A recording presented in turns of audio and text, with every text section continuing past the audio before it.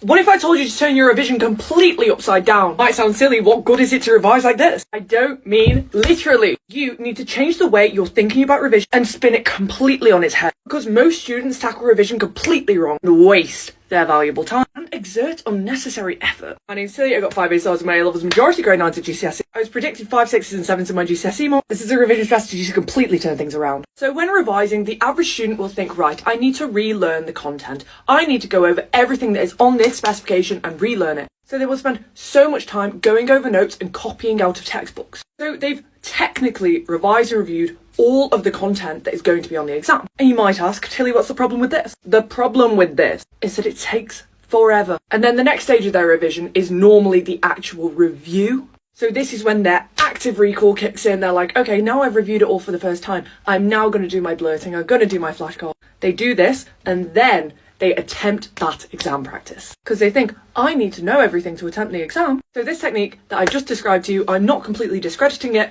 It has probably worked and it's probably helped some people get grade 9s, but it's going to take forever and you will end up exerting unnecessary effort.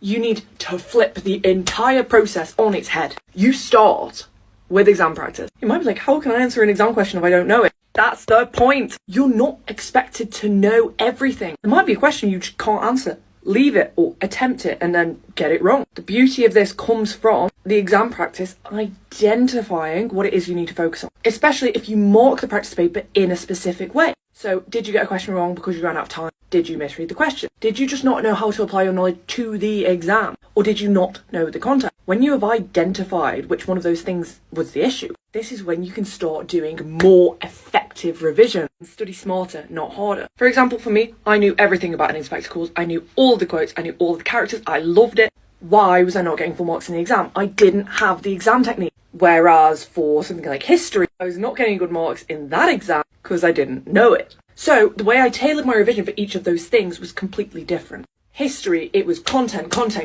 trying to get this information to my mind. For English, it was exam practice, exam technique, learning how I actually got full marks in the questions. But equally, also only covering the topics I wasn't comfortable with. For example, in maths, I knew all about percentage changes. I could do iteration really well. But something that I really struggled with was circle theorems at GCSE. So I just needed to revise circle theorems because I was really comfortable with the other thing. And I could identify that through a past paper. By the way, if you haven't saved this video yet, what are you doing? Be sure to comment to stay on StudyTalk and follow for daily GCSE tips.